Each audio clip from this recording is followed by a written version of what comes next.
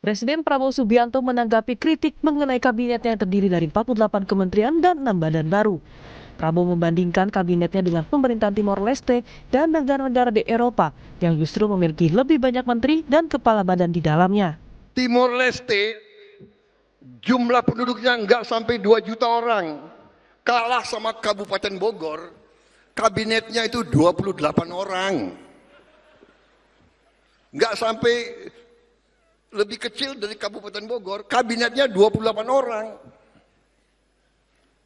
Kita seluas Eropa. Eropa 27 negara. Dia punya 27 menteri keuangan, 27 menteri dalam negeri, 27 menteri luar negeri, 27 panglima. Kabinet gemuk.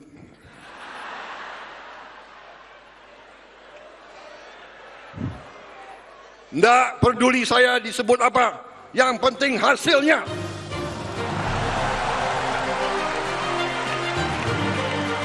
Kabinet Prabowo Gibran kerap menjadi sorotan karena terdiri dari 48 kementerian dan 6 kepala badan, apalagi di tengah keluarnya kebijakan efisiensi anggaran oleh Presiden Prabowo Subianto. Menteri Keuangan Sri Mulyani menegaskan, efisiensi anggaran salah satunya tidak berdampak pada pemutusan hubungan kerja, khususnya di lingkungan kementerian dan lembaga. Sri Mulyani menyebut perintah Presiden soal efisiensi anggaran harus memastikan pelayanan publik tetap berjalan baik. Dengan ini disampaikan bahwa tidak ada PHK tenaga honorer di lingkungan kementerian dan lembaga. Kami memastikan bahwa langkah efisiensi atau dalam hal ini rekonstruksi dari anggaran-anggaran kementerian lembaga tidak terdampak terhadap tenaga honorer. Untuk itu akan dilakukan penelitian lebih lanjut langkah efisiensi kementerian lembaga tersebut agar tidak mempengaruhi belanja untuk tenaga honorer dan tetap menjalankan sesuai arahan Presiden, yaitu pelayanan publik yang baik. Kebijakan efisiensi anggaran Presiden Prabowo Subianto menyampaikan, proyeksi dari efisiensi anggaran yang dilakukan pemerintah ada 3 tahap yang dilakukan. Berkat penghematan, Prabowo bilang total kita bisa punya 750 triliun, lebih dari separuhnya untuk program makan bergizi gratis. Ya, penghematan. Penghematan yang kita lakukan, penghematan putaran pertama oleh Kementerian Keuangan disisir dihemat 300 T. Penghematan putaran kedua 308 triliun. Dividen dari BUMN 300 T. 100 dikembalikan. Jadi totalnya kita punya 750 T. 24 terpaksa saya pakai. Untuk apa? Untuk makan bergizi. Rakyat kita, anak-anak kita tidak boleh kelaparan. Kebijakan efisiensi anggaran diharapkan dapat berdampak positif bagi rakyat. Salah satunya ialah meningkatkan fungsi dan efektivitas ke depannya. Tim Liputan, Kompas TV.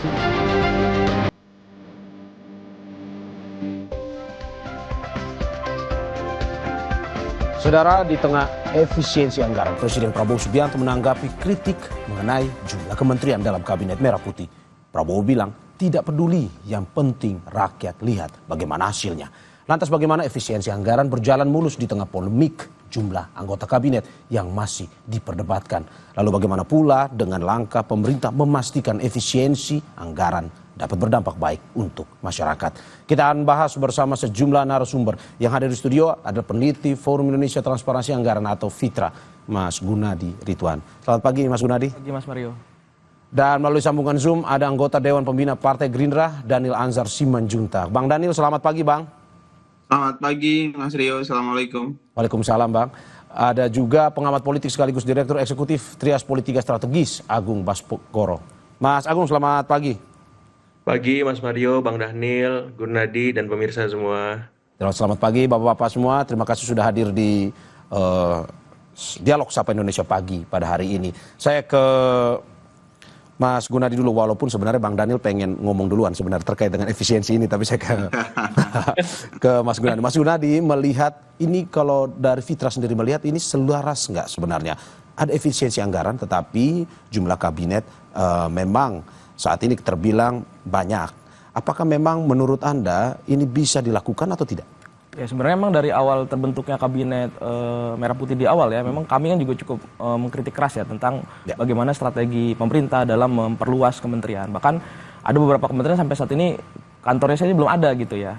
Dan tentu konsekuensinya akan meningkatkan belanja birokrasi. Nah, ketika kemudian ada impres ini, akhirnya kita kemudian berpikir kembali, loh, kemarin dia memperluas, kemudian dia mengefisiensikan. Mungkin bisa dibilang bahwasannya memang ada pendanaan yang kurang, sehingga efisiensi itu perlu dilakukan.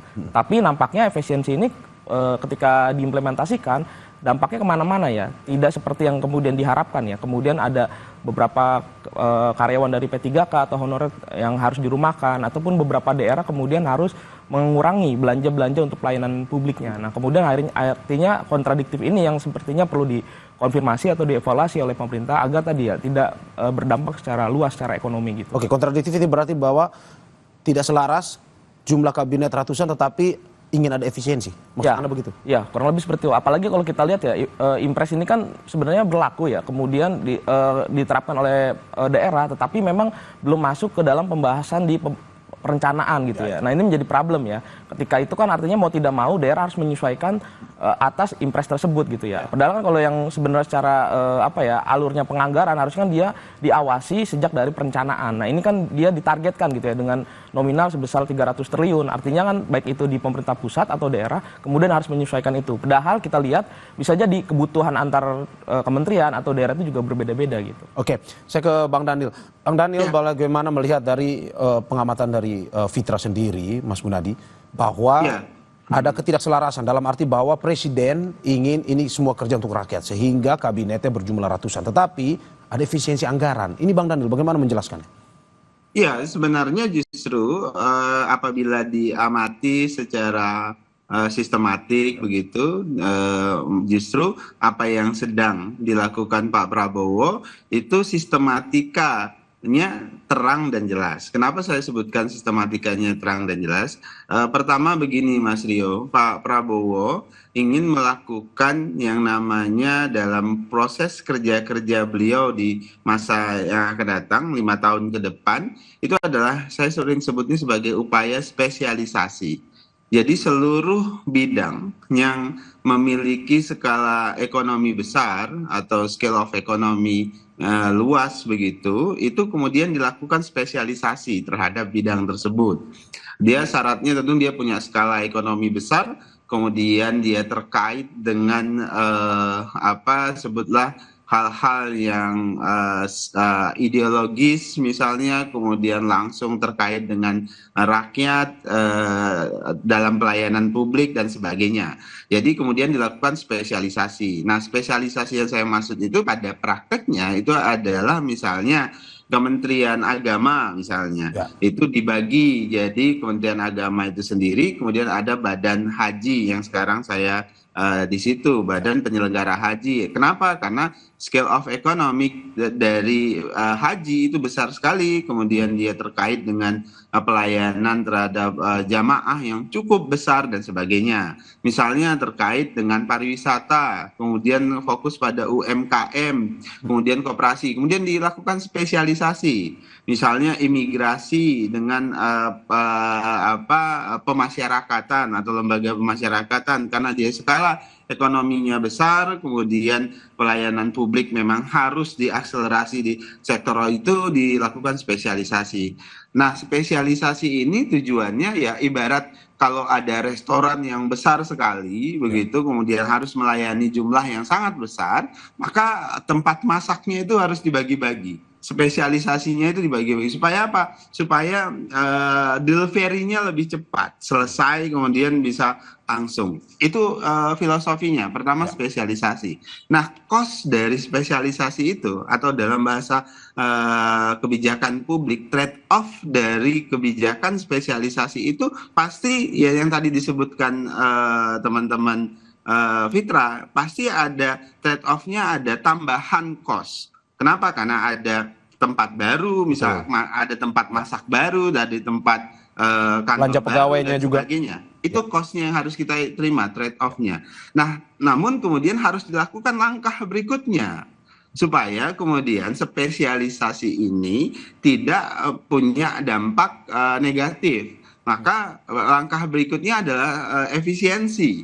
Kenapa? Karena sejak awal Pak Prabowo memimpin kemudian terpilih, Pak Prabowo sudah mengamati, bahkan ketika Pak Prabowo di Menteri Pertahanan, sebagai Menteri Pertahanan, Pak Prabowo sudah mengamati tata kelola penganggaran kita, tata kelola spending kita.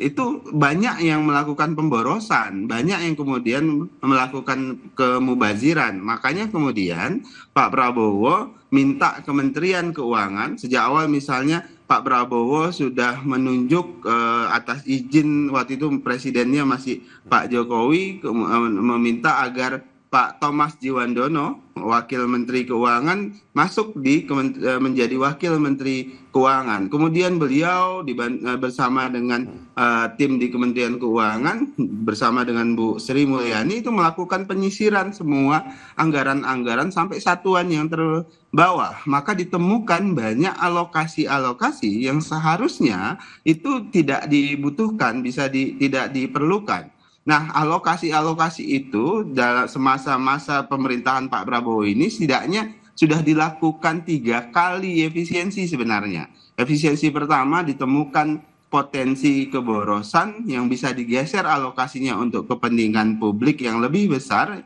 itu 306 triliun. Kemudian tahap kedua ada dividen BUMN sekitar 300 triliun lagi. Tahap ketiga juga ditemukan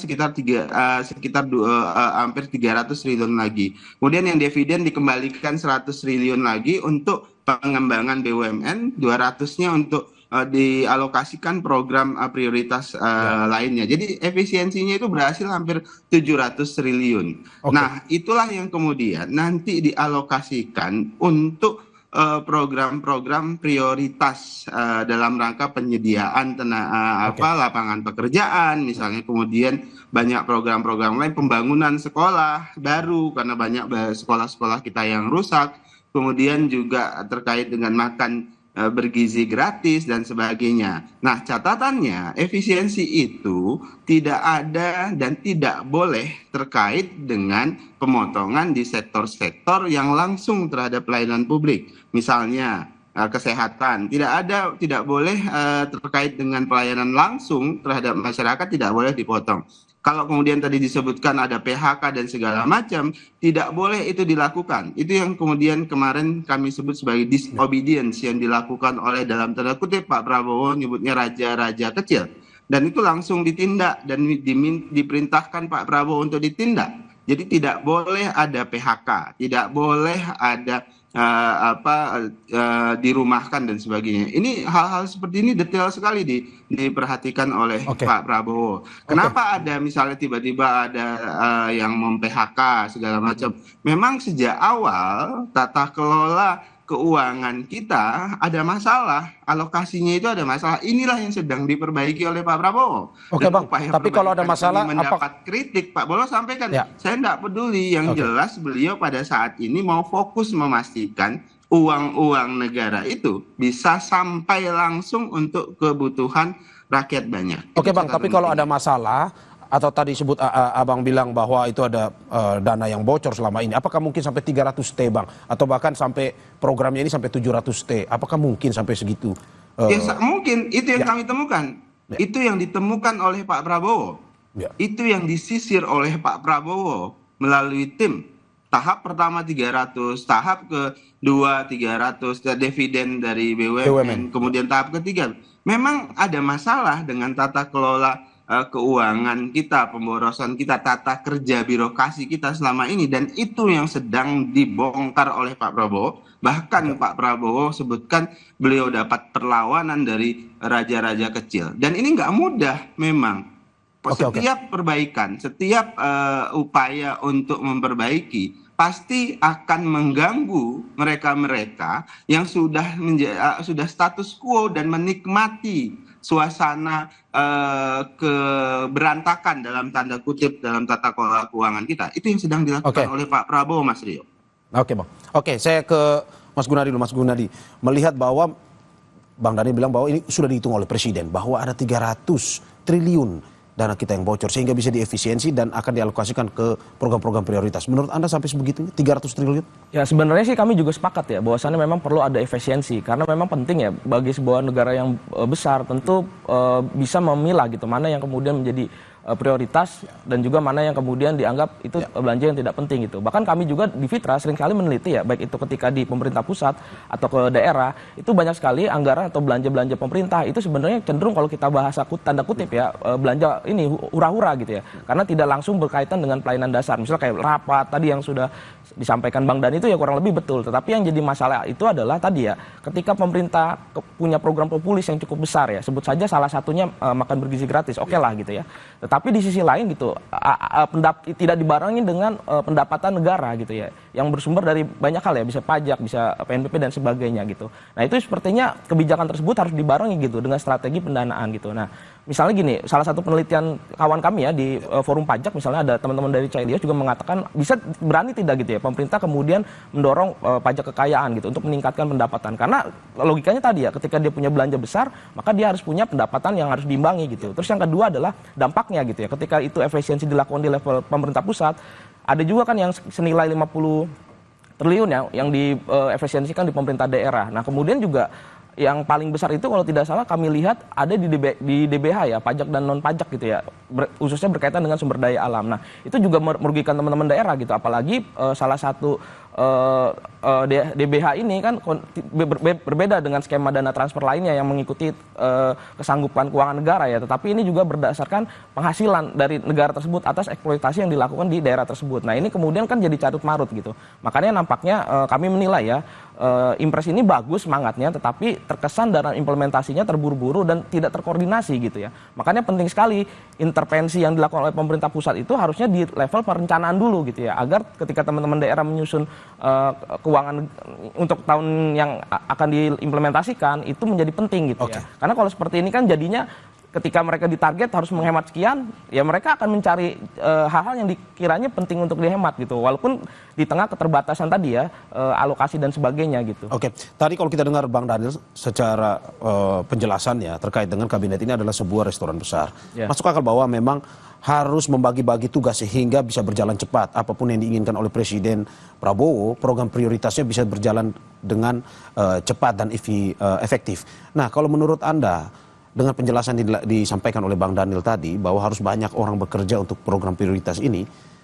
apakah tidak perlu sebenarnya kabinet ini dirampungkan atau diperkecil, atau bagaimana sebenarnya, sehingga bisa efisien anggaran ini?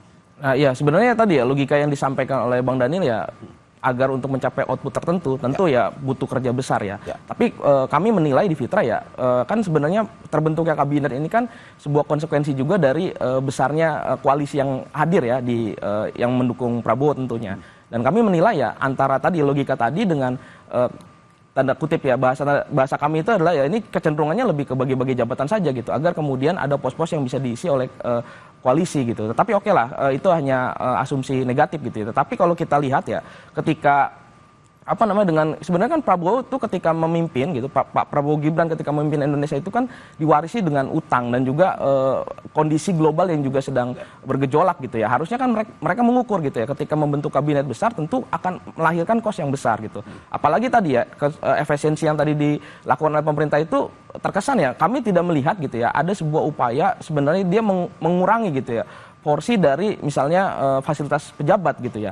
Kecenderungannya kan kayak pukul rata tetapi ada beberapa kementerian yang tidak terkena gitu ya. Pukul rata tetapi ada alokasi anggaran publik yang terkorbankan tetapi di sisi lain gitu. Contohnya yang kemarin kami bahas juga soal rumah dinas DPR itu ada gitu. Artinya kan ini efisiensinya yang mana gitu. Jangan-jangan kita juga perlu mendorong transparansi tentang efisiensi ini gitu.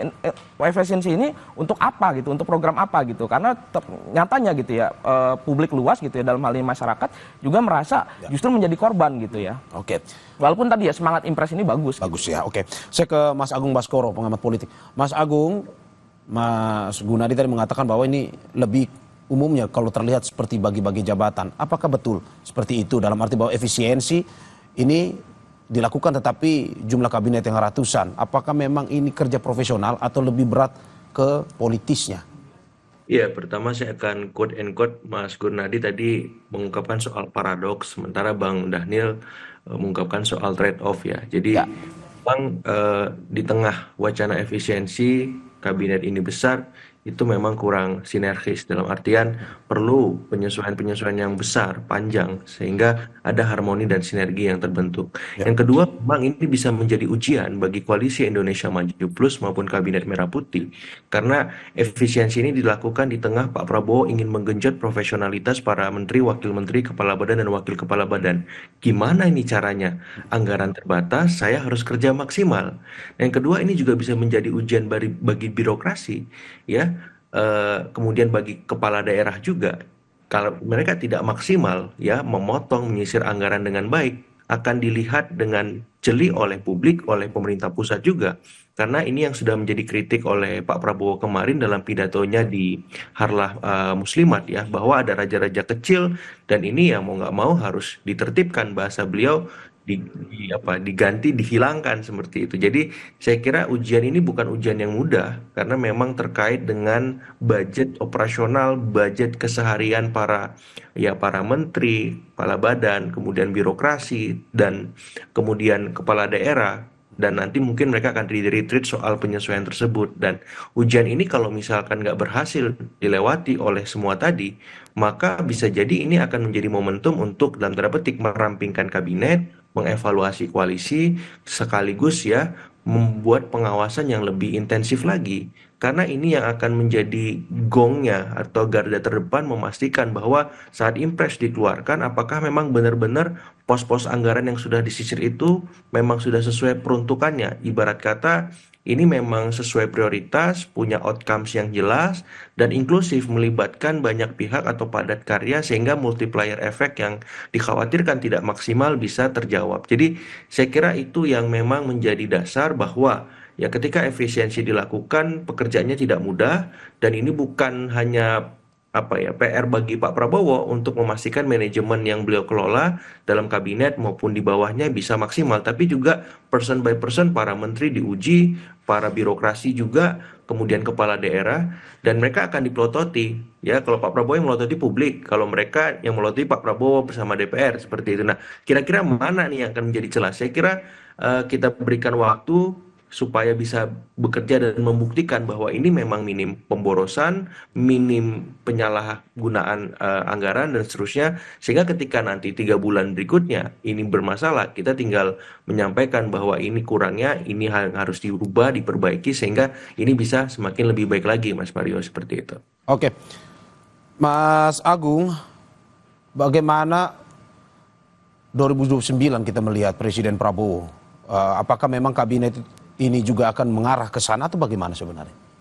Otomatis ya, karena sudah ada pendeklarasian beliau sebagai capres, mau tidak mau pilihan paling objektif untuk semua kabinet ya anggota koalisi adalah mensukseskan program beliau di periode pertamanya ini. Nah, kalau ada yang bermasalah, sebagaimana dinamika kebijakan 100 hari kemarin, ada yang viral soal LPG, kemudian soal PPN 12% yang nggak jadi naik, sekarang efisiensi, dan hal-hal lain yang mungkin saja mengemuka kalau memang para anggota kabinet ini tidak benar-benar tertib ya berkomunikasi, melakukan sosialisasi, sehingga ketika pemilih nanti ditawarkan Pak Prabowo di 2029, dalam tanda petik bisa saja ragu.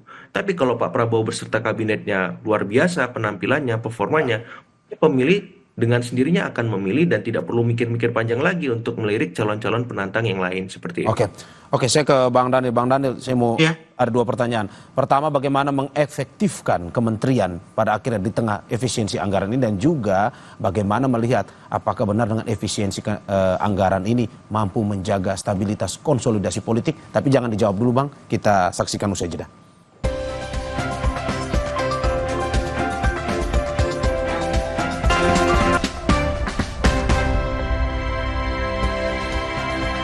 Terima kasih masih di Sapa Indonesia Pagi bersama saya Mario Sarong dan narasumber saya yang hadir di studio ada peneliti Forum Indonesia Transparansi Anggaran atau FITRA, Gunadi Ridwan, dan juga melalui sambungan Zoom ada anggota Dewan Pembina Partai Gerindra Daniel Anzar Simanjuntak dan pengamat politik sekaligus Direktur Eksekutif Trias Politika Strategis Agung Baskoro. Saya ke Bang Daniel dulu. Bang Daniel, bagaimana memastikan bahwa kinerja kementerian pada akhirnya ke depan bisa berjalan optimal di tengah efisiensi anggaran yang dilakukan oleh Presiden?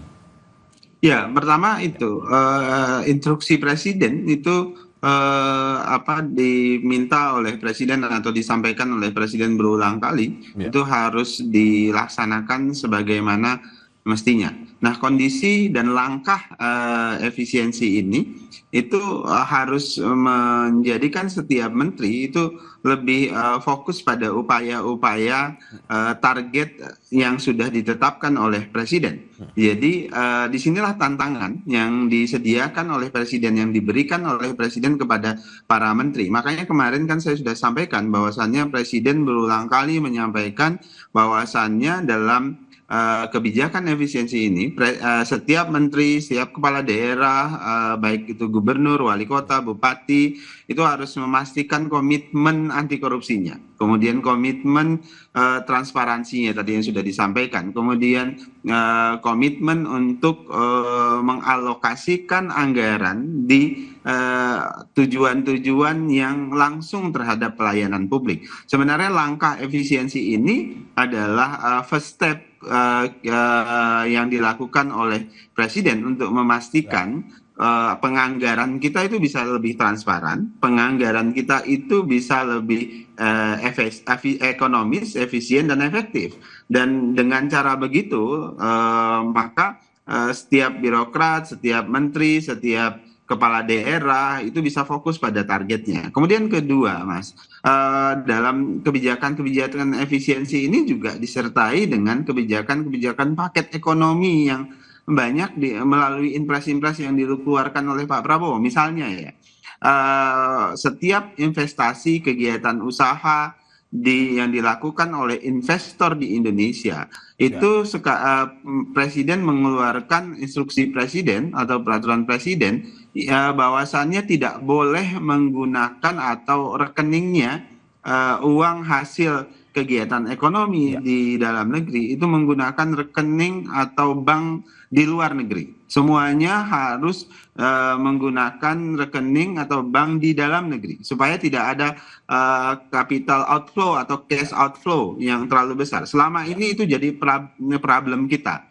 Nah, ini salah satu paket kebijakan ekonomi agar menjaga, memastikan cash outflow itu kegiatan ekonomi sudah dilakukan, mereka investasi di berkegiatan di sini, tapi kemudian bawa uangnya keluar. Itu yang tidak diinginkan oleh Presiden. Kemudian misalnya untuk perlindungan pekerja, kalau ada terpaksa misalnya di dunia usaha ada PHK gitu, maka mereka yang di PHK itu Presiden mengeluarkan instruksi Presiden bahwasannya mereka masih berhak mendapat gaji 60% dari jumlah gaji mereka yang terima selama ini selama 6 bulan. Nah, paket-paket kebijakan akselerasi ekonomi seperti itu, kemudian perlindungan terhadap pekerja dan sebagainya, itu didorong semaksimal mungkin oleh Presiden dalam rangka mendukung kebijakan-kebijakan efisiensi yang dilakukan. Kemudian yang kedua, Mas Rio, terus terang Pak Prabowo fokusnya pada hari ini bagaimana memastikan anggaran publik kita itu sampai ke masyarakat. Kemudian uang yang diefisiensikan itu bisa mendorong ekonomi kita, kemudian melindungi anak-anak kita. Jadi terus terang kalau politik, efek politik atau pemilu 2029 itu sangat jauh. Bahkan kemarin kan Pak Prabowo sampaikan ketika ada permintaan beliau harus maju di 2009 nanti, insya Allah beliau akan siap bila kinerja beliau 5 tahun ini itu bisa memuaskan masyarakat, semua program-program beliau bisa menghadirkan perbaikan di kehidupan masyarakat. Kalau tidak, beliau menyatakan saya malu untuk maju lagi. Kira-kira begitu. Mas Gunadi, bagaimana melihat bahwa apa yang disampaikan oleh Bang Daniel tadi, bahwa ya sudah kita akhirnya melihat bahwa ini janji Presiden ke depan. untuk program efisiensi ini untuk pada akhirnya kembali ke masyarakat. Kalau misalkan pada akhirnya kita sampingkan soal perampingan ini, bagaimana efisiensi yang harus dilakukan oleh Presiden sebenarnya? Misalkan tidak ada memangkas jumlah kementerian perampingan, ya. Ya nampaknya memang cukup berat sepertinya, walaupun bisa saja dilakukan gitu ya. Karena memang tadi ya, mungkin kalau teman-teman juga mengamati ya, seringkali kalau kami melakukan wawancara misalnya ke teman-teman di kementerian gitu ya, di misalnya lagi kegiatan lain ya misalnya, itu seringkali mereka mengatakan gitu ya, anggarannya kurang gitu ya. Walaupun sebenarnya kalau kita lihat, oh ternyata banyak juga anggaran sebenarnya tidak perlu tapi dilakukan gitu ya. Makanya impres ini tentu disambut baik. Tetapi yang jadi masalah bagaimana di tengah tadi ya, di awalnya dengan kabinet yang cukup besar, kemudian ingin dilakukan efisiensi. Maka sebenarnya kan langkah yang paling bisa memungkinkan dilakukan adalah tadi ya, meningkatkan pendapatan negara gitu ya. Artinya agar apa tadi, efisiensi ini dibarengi dengan peningkatan pendapatan negara. Karena kan jelas ya, kenapa impres ini muncul kan karena tadi ada program besar dari pemerintah pusat yang sepertinya perlu terlaksana dan perlu menggunakan alokasi yang besar gitu ya. Maka ya mau tidak mau tadi harus dibarengi dengan strategi pendanaannya gitu ya. Yang jelas jangan sampai tadi ya pemerintah berhutang atau jual aset. Ini udah parah nih kalau sampai itu dilakukan gitu ya. Maka hal yang paling penting yang perlu dilakukan itu tadi ya, selain tadi melakukan efisiensi, tentu harus dibarengi dengan peningkatan penerimaan. Misal tadi di kampanye kita juga mengingat ya, Prabowo juga punya konsen terhadap kebocoran-kebocoran di sisi pendapatan. Menurut saya juga itu perlu dilakukan gitu ya, agar tadi ya hasil-hasil dari ekonomi di Indonesia itu juga bisa maksimal dan masuk ke uang negara gitu ya. Cuman tadi kalau pertanyaan Mas Mario tadi, memungkinkan tidak dilakukan ketika ada kabinet yang besar, kemudian harus dilakukan perampingan. Tentu nanti akan ada korban gitu ya. Ya biasanya kan kalau di belanja pemerintah itu kan 40% itu kan belanja birokrasi, barang jasa itu sisanya ya 60%-an. Nah artinya ketika itu dipangkas, ya mau tidak mau ada belanja birokrasi yang terpangkas juga gitu. Karena kalau belanja barang jasa tentu nanti akan berdampak pada masyarakat gitu ya. Misalnya khususnya di kementerian-kementerian yang melakukan dekat dengan fungsi-fungsi pelayanan publik, misalnya kayak kementerian di fungsi pendidikan, di fungsi kesehatan atau di fungsi sosial gitu. Nah jadi mau tidak mau memang dampak nyatanya seperti apa kalau ke masyarakat? Ya tentu ya seperti yang kita lihat tadi ya, saya pikir di teman-teman di Kompas beberapa kali saya lihat juga banyak mengulas ya tentang bagaimana di sejumlah daerah alokasi anggaran PU-nya itu berkurang, bahkan sulit dilakukan gitu ya untuk kemudian diadakan gitu ya. Ataupun juga tadi ya misalnya di belanja pendidikan misalnya, kita tahu sendiri di nasional juga dilihat ya bahwasannya di Kementerian Pendidikan itu ada pemangkasan tentang beasiswa ya untuk di fungsi pendidikan. Nah ini menjadi penting gitu ya, makanya saya pikir juga kebijakan efisiensi ini memang tadi ya perlu dievaluasi kembali, ditinjau ulang agar prakteknya tadi sesuai gitu ya. Karena sebenarnya kan antara yang diimpreskan dengan yang terjadi itu kan suatu yang tidak diprediksi oleh pemerintah gitu. Bahwasanya ternyata ada impact lain gitu. Nah makanya kami juga menilai ya ini menjadi pelajaran gitu bagi pemerintah pusat tentu ya, ketika membuat kebijakan perlu konsolidasi ataupun kajian yang betul-betul matang gitu. Karena kemarin juga kita sempat tahu sendiri ya ada beberapa kebijakan, contohnya seperti tabung LPG itu kan juga sebenarnya tujuannya bagus ya untuk melakukan pencegahan kebocoran, tetapi praktiknya gitu. Jadi antara tujuan dan praktiknya ini selalu jadi masalah gitu ya. Itu menjadi tantangan bagi kabinet Prabowo Gibran ya soal implementasinya. Gitu. Mas Gunadi, singkat saja sebelum saya ke Mas Agung. Tadi sudah disampaikan oleh Bang Daniel bahwa ada tiga tahap efisiensi. Jumlah semuanya 700T. Dalam satu periode Presiden Prabowo Subianto, apakah mungkin dilakukan 700T? Bisa saja dengan catatan tadi ya, Presiden melakukan evaluasi pada kinerja menterinya, kemudian melakukan perampingan kabinet. Mungkin itu paling memungkinkan gitu ya. Mungkin akan berdampak kepada masyarakat itu paling memungkinkan gitu ya. Karena kalau misalnya dengan formasi yang sekarang, itu nampaknya agak berat gitu ya. APBN kita bekerja cukup berat nantinya. Saya ke Mas Agung. Mas Agung, bagaimana melihat... Saya sedikit Mas Rio. Setelah... setelah Mas Agung. Ya, Bang Daniel. Mas Agung, bagaimana melihat bahwa Presiden pada akhirnya kalau melihat dari pernyataan dari Presiden Prabowo kemarin di ulang tahun Gerindra, apakah memang nanti hingga saat satu periode ini Presiden tidak akan melakukan perampingan sama sekali? Kemungkinan itu terbuka, Mas. Tapi kita akan sangat sulit ya menebak kapan Presiden Prabowo akan menggunakan hak prerogatifnya untuk mengganti para menteri yang kemarin sempat diulas ndablek dan bandel. Ya, bahasa saya itu kartu kuning yang sudah dikeluarkan. Nah, kalau misalkan menteri ndablek dan bandel ini masih berulah, ya nggak ada pilihan, kartu merah kita mainkan, Mas Mario. Ya karena menjadi beban bagi pemerintahan kalau menteri-menteri ndablek dan bandel ini dibiarkan terus-menerus dengan kinerja di bawah standar. Ya. Dan saya kira publik di belakang presiden untuk merealisasikan hak prerogatif itu, bahkan mereshuffle, dan momen reshuffle ini saya kira bisa menjadi momen penting untuk mengefisiensikan anggaran, karena kementerian bisa saja yang tidak efektif setelah 6 bulan berjalan atau bahkan lebih cepat dari itu untuk kembali dilebur kepada kementerian induknya, atau kemudian menghilangkan sama sekali dan meletakkan fungsi-fungsi yang hilang tadi kepada kementerian yang eksis.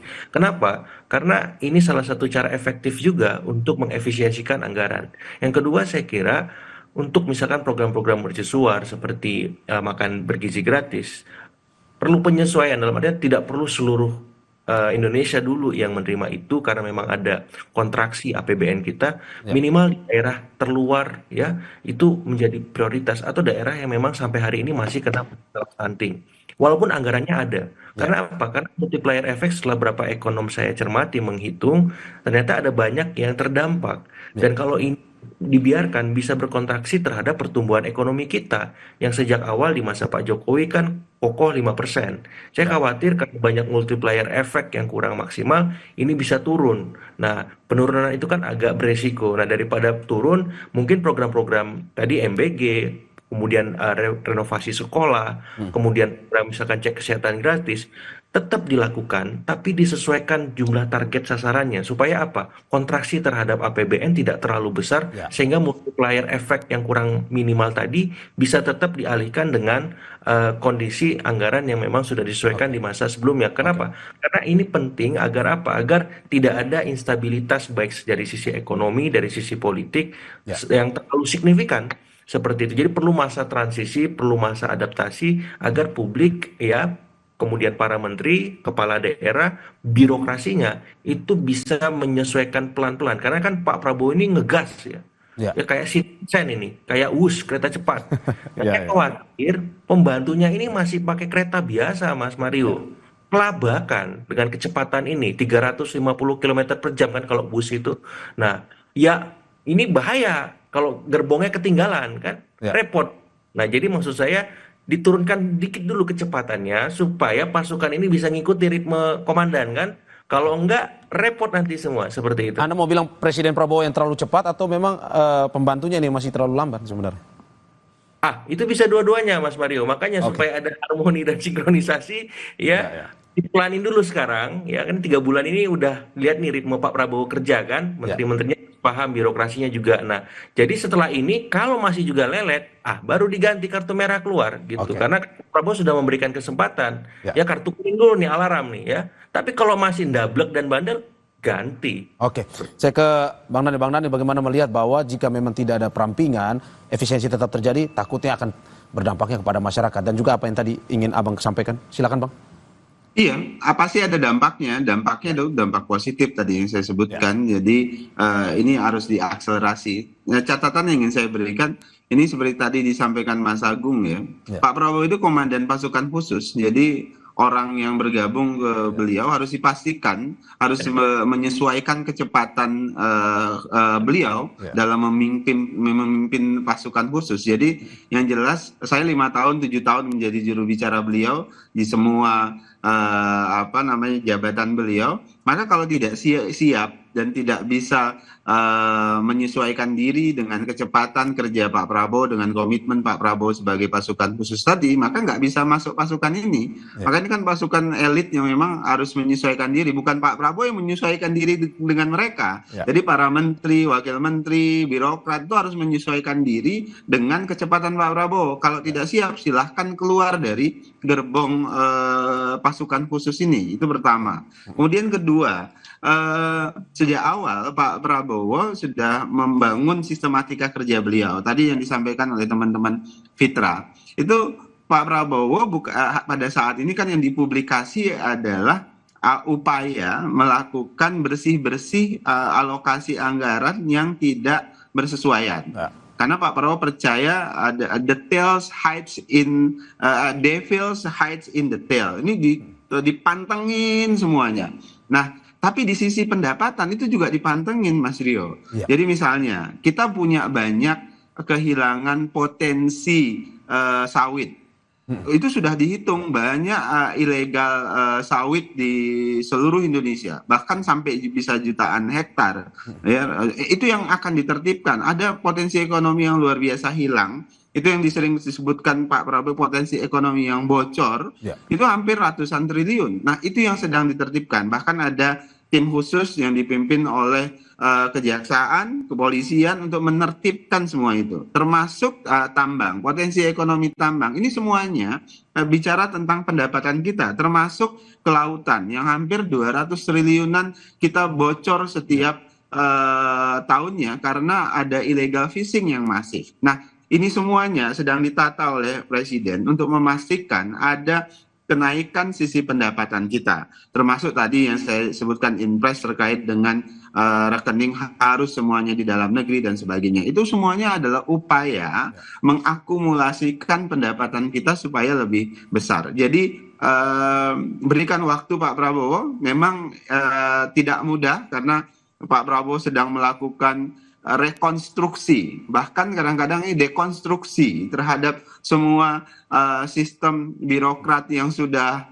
nyaman dengan status quo mereka, dan Pak Prabowo pasti akan mendapatkan perlawanan dari para raja kecil ini. Oleh sebab itu, Pak Prabowo butuh dukungan publik, kepercayaan publik, public trust untuk melakukan perbaikan-perbaikan ini. Bang, tadi kan Abang bilang bahwa ini pembantu-pembantunya harus mengikuti cara kerja dari Pak Prabowo yang notabene mantan Kopassus ini. Berarti kalau misalkan tidak bisa mengikuti, reshuffle nih Bang ya?